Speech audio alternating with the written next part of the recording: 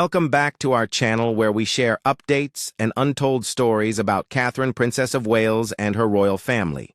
Today, we bring you some news, Camilla Astonished, by King Charles's Astute strategy. William and Catherine's significant positions. The British monarchy seems to be undergoing a major power and positional shakeup as two of its highest-ranking officials deal with serious health crises.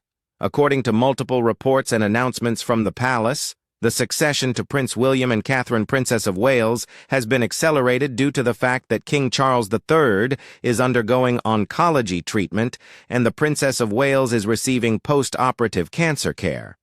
Several sources have indicated that Queen Camilla has become more anxious about her authority's limits and her possible role in the evolving royal family structure during this delegation process. As the king's decisions to consolidate authority and his large patronages with the Waleses had the unintended consequence of marginalizing the queen, these anecdotes portray a quiet but significant period of reassessment inside the court, prompting serious reflection on her future role. Given the unusual confluence of medical discoveries and the operational demands they place on an intentionally reorganized organization, the shifting dynamic must be understood.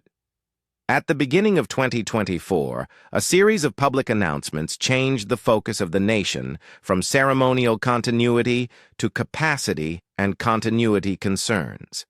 The Princess of Wales revealed that she had an abdominal operation in mid-January and would be out of commission for a certain amount of time while she recovered. Shortly after Buckingham Palace announced that the 75-year-old monarch would be treated for an enlarged prostate, a condition that was initially thought to be benign. A second malignancy was discovered during the clinical follow-up associated with the operation. Although the king would abstain from certain public engagements while undergoing treatment, he intended to continue with state affairs paperwork and other non-public duties according to an unusually forthright statement issued by Buckingham Palace on 5 February, which confirmed that additional diagnostic evaluations had identified a type of cancer, though it was not prostate cancer. After that news broke, Kensington Palace dropped another bombshell, the Princess of Wales revealed, in a late March video message that pathology tests done after her surgery in January had surprisingly found cancerous cells, so she started preventive chemotherapy. According to her, she was dead set on getting well and following all of the prescribed treatment programs. These two discoveries, one concerning the sovereign and the other the monarch's eldest daughter-in-law and future queen, were so close in time that they presented the modern royal family with an unprecedented operational difficulty. The king's newly reorganized organization, which he had hoped would be more modern, efficient, and financially prudent, was rocked by the sudden departure of two top public representatives, forcing the king to readjust its daily public presence. This decrease in public capacity has led to a clear and immediate change in the responsibilities of representatives. The king's focus is shifting from public to private matters as he undergoes medical treatment, and the Princess of Wales is following a recovery regimen prescribed by her doctor. As a result, the Prince and Princess of Wales are increasingly expected to handle external symbolic and ceremonial duties. Latent disputes about status influence and the patronage architecture have been brought to light within this reallocation of responsibilities, according to individuals named by media outlets and palace watchers. In a hereditary monarchy that serves as both a public brand and a constitutional body, these difficulties add to long-standing questions about the consort's position, the passing of duties, and the relationship between individual desire and institutional need. The intentions and subsequent fears of Queen Camilla 76 stepped up her solo public engagements when the king became unwell. She took on a demanding schedule to keep the monarchy visible to the public, while two of its senior members were less present. Meeting with the people, making patronage visits, and giving speeches were all part of her public persona, which she used to reassure the nation and its charitable partners that the monarchy's day-to-day activities would go on as planned. According to unidentified insiders and commentators, she is dealing with a combination of disappointment and strategic anxiety about possible changes to her role during the king's transition, even though the public schedule is clear. If we want to know why the queen consort is supposedly so worried, we must first understand the constitutional limits of her position. Although she is often a well-known and powerful figure, a queen consort does not have any inherent claim to the line of succession, no formal executive power, and is only a supporter and companion of the reigning monarch. She does not possess any constitutional powers apart from those of the monarch. It is customary for a consort to influence public opinion via patronages, charity endeavors, and ceremonial duties performed alongside or on behalf of the monarch.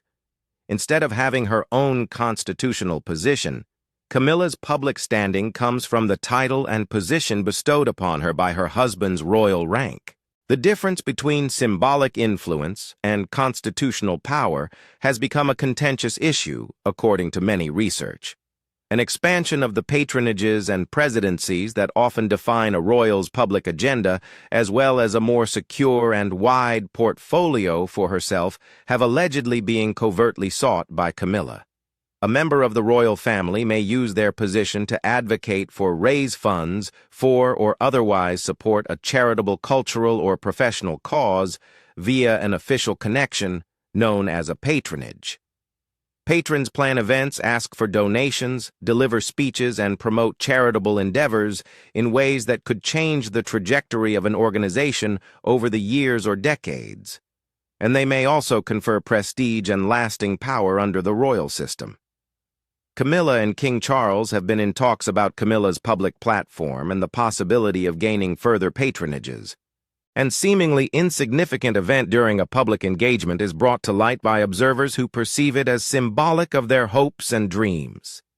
During her visit to the Garden Museum in London, an institution that King Charles has had a long-standing relationship with as royal patron, Camilla made a playful comment about wanting to nudge her husband because she would quite like to take that one away from him. The audience laughed and smiled, but royal watchers and some insiders saw the comment as more than just playful. They saw it as showing a real desire to acquire a portfolio traditionally associated with the sovereign or direct heir's domain. Quickly word spread via the media and court circles as to whether the remark was a playful jab or an honest declaration of desire. According to the media's main narrative, the king has not given his wife significant power over important patronages. Rumor has it that he has instead decided to give the Prince and Princess of Wales a lot of responsibility in this area. Despite the fact that this redistribution is in line with a well-thought-out program of generational transition, it has been portrayed as an unanticipated strategic snub due to the Queen's heightened public participation. Reports suggest that Camilla has experienced a range of emotions, including frustration over the lack of recognition for her years of service and support, fear of her role being diminished in the near future, and disappointment at being passed over for the next generation. The expressed views are usually shown as emotionally nuanced, combining dissatisfaction with one's work with a sense of vulnerability. According to an anonymous source that was quoted by multiple media outlets, Camilla's emotional state is described as a complex amalgamation of irritation, apprehension, and disillusionment. The source goes on to say that despite her long history of public service and faithfulness to the king, Camilla feels underappreciated during a time when she had hoped for, if nothing else, a dignified position within the changing monarchy. Causes of reported anxiety, both systemic and personal, Queen Camilla's concerns go beyond feelings of estrangement. They include deep anxieties about how her life and duties will be structured in the future. In contrast to members of the royal family, who might claim a direct line to the throne as descendants of a current monarch, a queen consort's position is wholly reliant on that of her spouse. Her formal role would change in the event of the king's death or a constitutional reform involving his abdication or incompetence. In most cases, she would be known as Queen Dowager, the title of a monarch's widow. Despite the high regard and honor shown upon a queen dowager by the people, her position does not carry with it the same public responsibilities as those of a consort of a living king. King William and the operational decisions of the royal household will determine the extent to which a dowager is obligated to serve the public and fulfill official duties under the new sovereign as opposed to constitutional requirement. One major source of anxiety is the prospect of a future in which her formal responsibilities may be severely curtailed. The prospect of having one's platform diminished or eliminated is understandably unsettling for someone whose public persona and influence have been built in part through official patronage's ceremonial proximity to the sovereign and a prominent agenda of charitable and public engagement. The speculation about Camilla's future roles goes beyond her ceremonial duties and affects her public persona daily responsibilities and how the country and the world see her and her family according to reports. This is especially true now that the monarchy is focusing on the Waleses. Her fears have a more personal dimension because of the ties to her family. Although they are not members of the royal family, Camilla's grandkids, Tom Parker Bowles and Laura Lopes, who are her offspring from her first marriage and her other relatives, have maintained a certain distance from royal life. The debate centers on the idea that Camilla's extended family may have less of a say in official events and have less access to ceremonial duties if her standing is seen as peripheral or decreased in a future reign. This outcome would mean more than simply feelings. It would represent a real shift in the advantages and power that loved ones and supporters may have hoped for. According to commentators, the Queen's psychological concerns stem from these combinations of personal, familial, and institutional factors. Concerns like this are made worse by the fact that everyone is watching. The question of Camilla's title and participation in public life has long sparked debate shaped by a complex and sometimes controversial history that continues to impact contemporary perspectives. The breakup of Charles's first marriage caused a great deal of controversy during her early years in the public eye, particularly in the 1990s. She went on to build patronages and cultivate a public presence that many saw as steady and authentic over the next decades, all while maintaining a program of subtle public service. There has been a small but noticeable revival of her public image as polls taken over the last decade reveal that public opinion of her has been steadily improving. Some members of the public and media, however, continue to assess her reception through the prism of the unresolved emotional fallout from their earlier disagreements, and this serves as a continual undercurrent in their evaluations. Queen Elizabeth II expressed her sincere wish for Camilla to be acknowledged as Queen Consort following Charles's succession at her Platinum Jubilee celebrations in 2022, marking a major moment in the normalization process. In terms of her public title, the proclamation was widely seen as the final decision.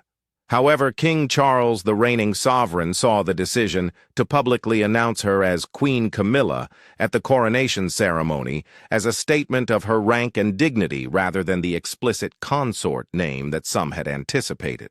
This style choice suggests a broader purpose to normalize and maintain her standing, according to British historian and University of New Hampshire scholar Niceta Gullis, who emphasized that the problem is mainly symbolic. The monarchy functions by ceremonial and symbolism. The constitutional truth remains, however, that the consort's role is subservient to the monarch, and this function will always be altered with the subsequent rise of a new sovereign regardless of symbolism. A premeditated transfer of authority and observable responsibilities, the Welsh ascendancy. The transfer of several important roles and duties to Prince William and Princess Catherine should be seen as a strategic component of the royal family's massive generational transition. The king's recent priority of his health and treatment schedule is the main reason for the acceleration. This is in line with a widely acknowledged long-term strategy to create a smaller, more focused royal family that satisfies modern expectations of relevance, professionalism, and public service. Prince William, as the monarchy's heir apparent, has naturally taken on a more prominent and leadership-oriented role in public representation. Charles, as the most visible senior royal, has been representing the sovereign at important commemorations and official events in recent months. His involvement in the 80th anniversary commemorations of D-Day in Normandy is only one example. Not only does he perform ceremonial tasks, but there are claims that he is actively involved in reorganizing the royal household, streamlining communications, clarifying the scope of official patronages, cutting down on working royals, and bringing royal advocacy concerns in line with current objectives are all things that have been reported as part of a program of operational transformation. The goal of this multi-term process reorganization, streamlining or reform, seems to be to make the institution more effective, efficient, and coherent in the modern day. This restructuring has major real-world implications. This project aims to streamline the royal household's communication strategies to match modern media environments such as social media and 24-hour news cycles, as well as to consolidate specific prestigious patronages and presidencies that have historically been linked to the sovereign under the control of the Waleses. It also aims to reduce redundancy and public expenditure by streamlining the roster of royals performing regular duties. King Charles has shown his trust in his son and his desire for flexible continuity by designating William to lead that process. Through this delegation, William solidifies his position as both a symbolic leader and a practical leader, establishing himself as both the future king in title and the present guardian of the monarchy's public image. Princess Catherine is both preserving and expanding her authority at the same time.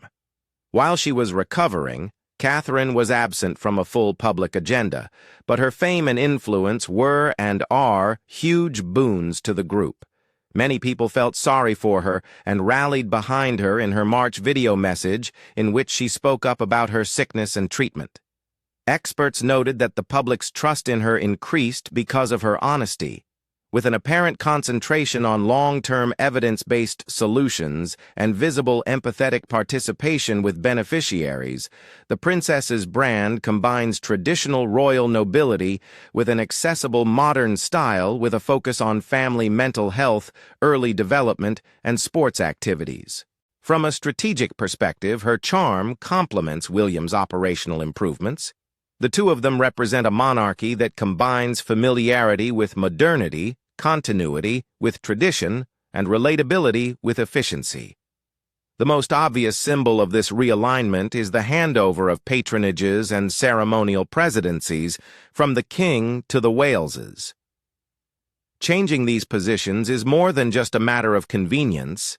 It is a public statement about who will continue the cultural and humanitarian traditions and is often held by sovereigns for decades. The palace has explained these moves for practical reasons such as keeping patronage ties strong, giving groups a continuous royal supporter, and striking a balance between private interests and public duties. By delegating these prominent responsibilities to William and Catherine, the king sends a message about the direction of public leadership in the future, even as he stays out of the spotlight when it comes to state concerns. The public and professional assessments of these developments have been varied, but they have generally agreed that the shift is necessary and to a certain degree inevitable.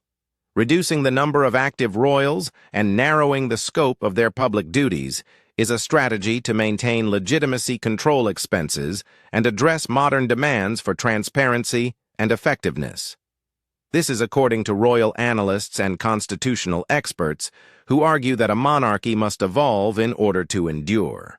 While these changes are reasonable from an institutional perspective, they have real-world consequences for those whose duties are cut.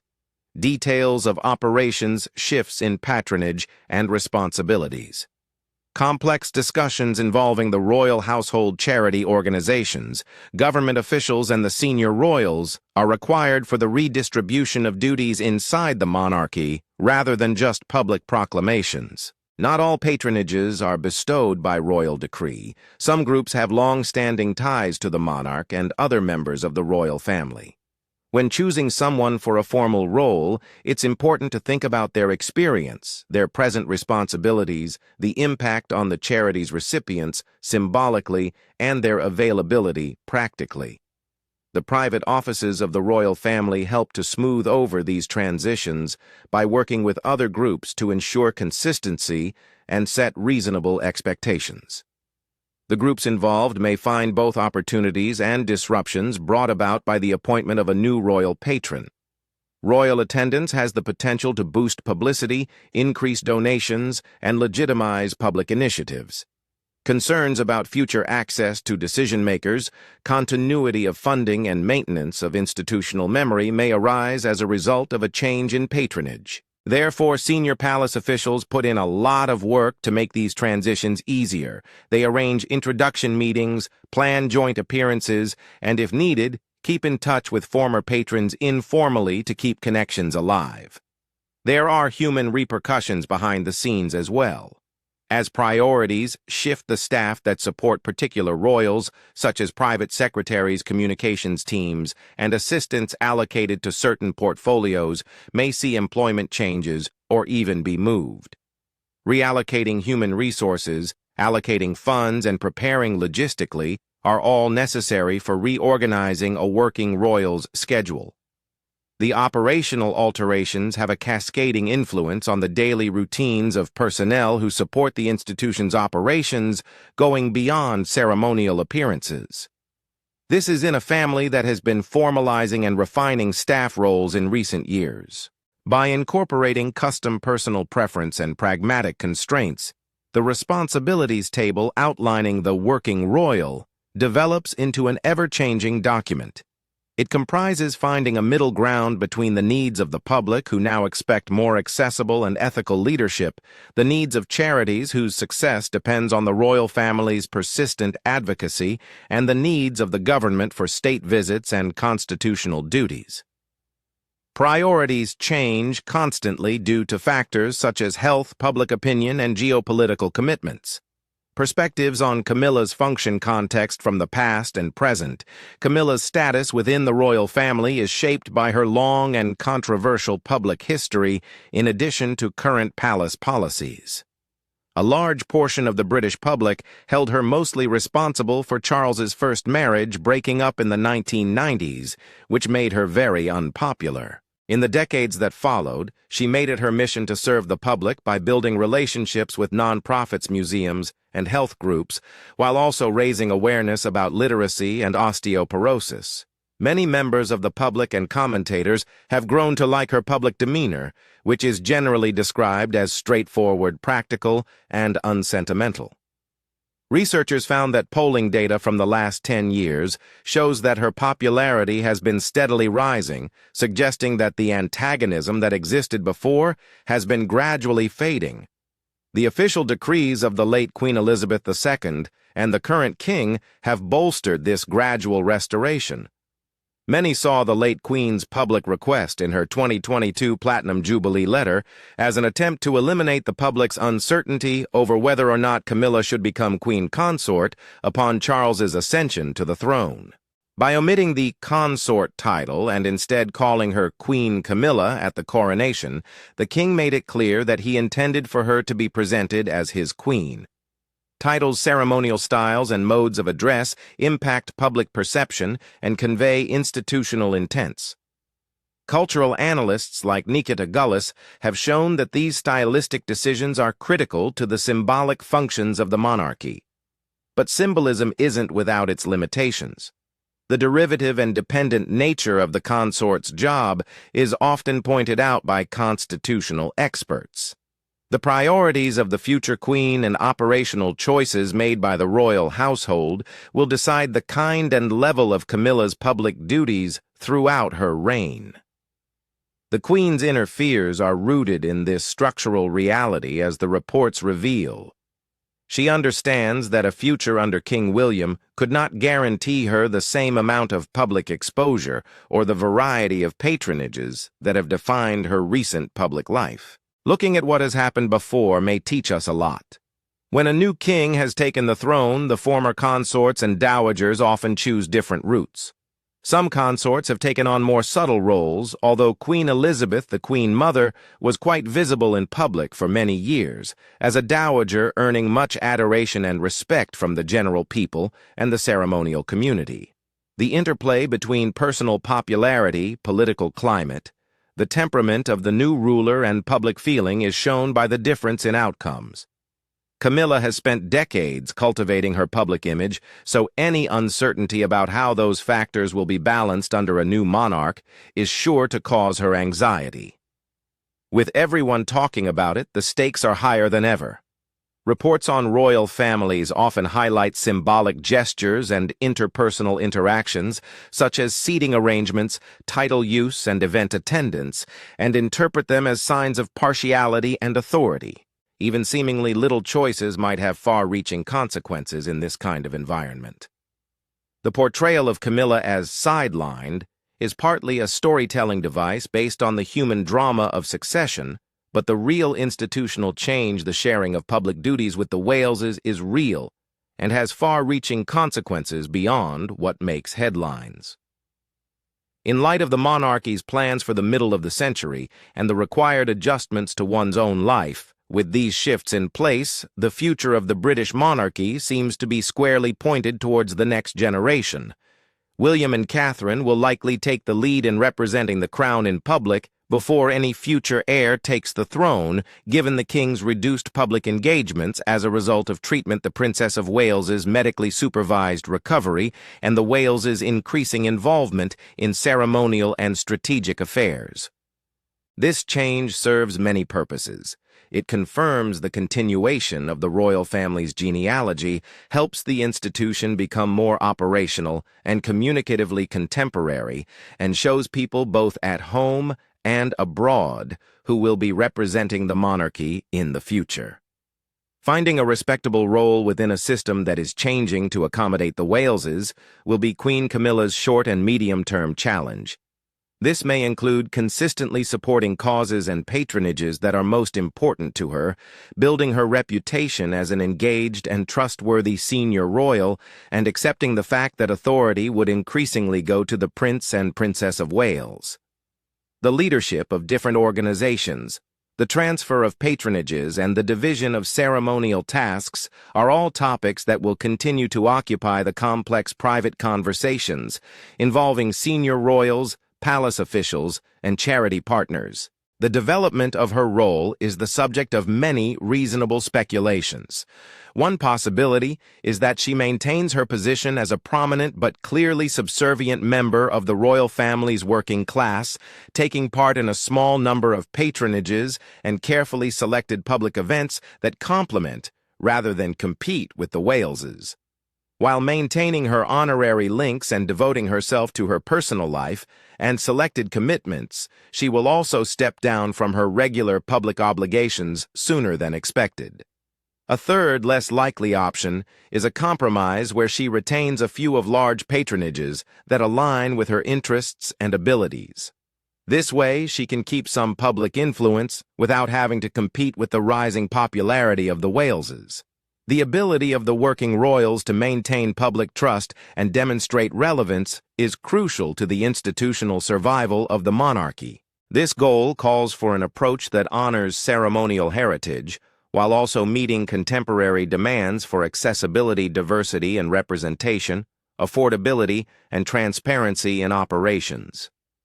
To reduce the likelihood that private disagreements may damage public confidence, careful management of both internal relationships and public representations is required. The tales of Queen Camilla's dissatisfaction and stated fear provide insight on the deep-seated human effects of internal changes. Societal roles based on marriage and ritual are vulnerable to shifts in political climate, personal health, and strategic factors. As the Waleses get ready to become king and queen in the future, they will likely be given more and more patronages, duties, and obligations over the coming several months and years. The underlying core for the continuous coherence of the monarchy is established by Prince William's expanding participation in the daily administration and strategic direction of the royal household, together with Princess Catherine's constant public attraction. Balancing civic responsibility, personal satisfaction, and accepting a generational transition that emphasizes the successor will be crucial for Camilla to acquire permanent dignity. Potentially far-reaching effects on legitimacy costs and the social compact. Not only does the restructuring impact the interpersonal dynamics among senior royals, but it also impacts the monarchy's relationship with the people and elected institutions. By centralizing public duties under a small group of working royals, we want to demonstrate responsible use of public funds and streamline access to formal ceremonial activities via measurable results. The monarchy's ability to show modernity efficiency and the prioritizing of programs with visible outcomes is politically and symbolically vital at this time of heightened criticism of public expenditure. The monarch has a ceremonial status of worldwide significance, while simultaneously serving as head of state for 15 independent Commonwealth nations. Diplomatic ramifications are inherent in decisions about the Crown's representation during state visits, Commonwealth meetings, and international events. Questions about the management of the monarchy's global role arise in light of the Wales's increasing representational responsibilities. These include how the Commonwealth relations will be maintained, whether the symbolic core of the monarchy will undergo shifts that recalibrate soft power connections, and whether William and Catherine will undertake extensive travel on behalf of the sovereign. This presents a challenge to diplomatic balance in addition to being a logistical question. State visitors and Crown representatives attending major commemorations will be closely watched by heads of state foreign ministries and Commonwealth governments. Their responses will shape bilateral agendas and cultural ties. The Waleses will be held to the same level of consistency, cultural understanding, and political neutrality as any official representative if they take on the job of British soft power ambassadors on a regular basis. The opposite is true when power is concentrated. If a small number of royals made a mistake, it would have far-reaching political consequences. Expectations on the cultural and ethical direction provided by the monarchy were also part of the public debate. There has been a shift in recent years toward measuring royal family members not just by their ceremonial competence, but also by the causes they champion and the way they engage with the public. The goal of a smaller, more focused work family is to make everyone's efforts count more while focusing on a small set of key performance indicators. This perspective highlights the ability of the Waleses to avoid mistakes, control their public personas, and demonstrate lasting commitment to their chosen causes, all while preserving other important elements of royal life. Managing perceptions, communicating effectively, and mastering symbols. Effective communication is crucial to the contemporary monarchy.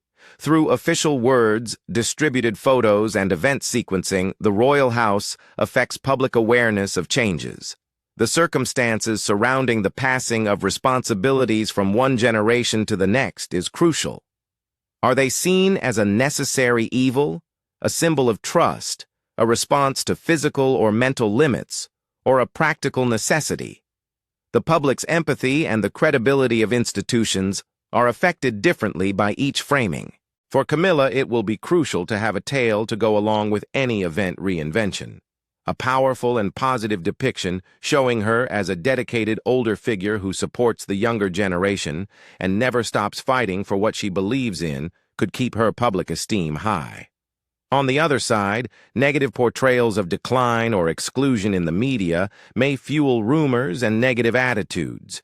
Even in private discussions, the palace communications team has been busy shaping public opinion, arranging photographs, commenting, and coordinating appearances to show unity. Charities, government bodies, and the general public may be certain that continuity and stability will be maintained as long as internal modifications do not overshadow the monarchy's public obligations. Modern communication plans are significantly more complex than those of bygone eras. The rapid spread of theories and assumptions on social networking sites, coupled with the amplification of insignificant information by 24-hour news cycles, is a perfect storm. Errors are public and immediate, because images, short video clips, and well-timed words may quickly build or destroy narratives.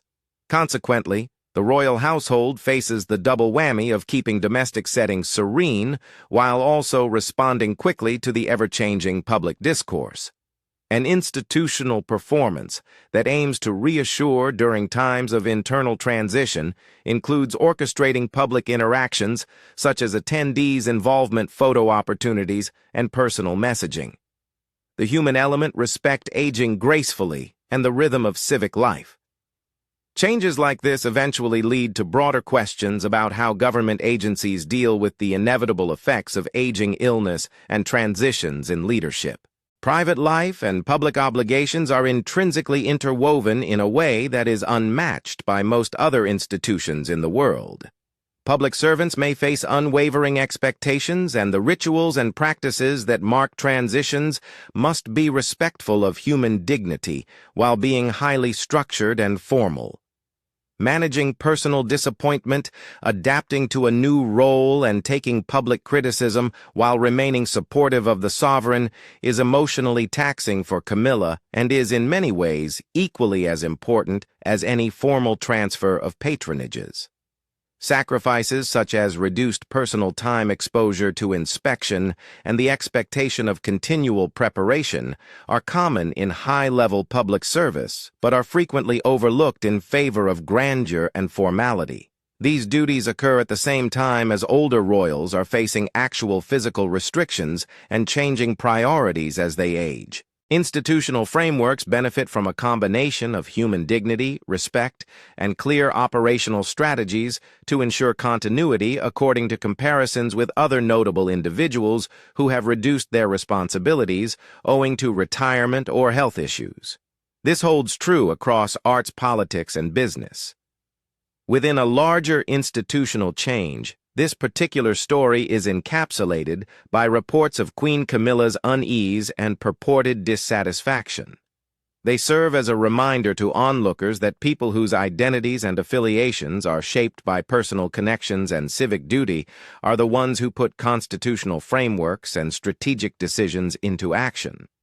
The practical distribution of duties and the ethical nature of the change are both affected by the management of human dynamics, which includes strategies like strategic planning, empathy negotiation, and discretion. The planned modernization and simplification of the monarchy has been advanced by the health needs of the sovereign and the Princess of Wales's rehabilitation schedule thanks to the medical breakthroughs in early 2024. Delegating substantial public representation and institutional responsibilities to Prince William and Princess Catherine shows that the king has a strategy to make sure the monarchy is important for a long time. The stories of Queen Camilla's unease and dissatisfaction shed light on the human cost of institutional changes, such as the anxieties, problems within families, and societal demands that result from reorganizing roles within an organization that has been there for generations. There will be both private and public discourse as the monarchy passes from one generation to the next over the handling of these disputes and the possibility of a respectful resolution within the complex dynamics of royal life. In the months to come, the royal household will face tests in its capacity to balance tradition with modernity, to keep the public's faith while protecting people's dignity, and to turn a period of personal weakness at the top of the institution into a solid strategic basis for its future. Thank you for watching the video.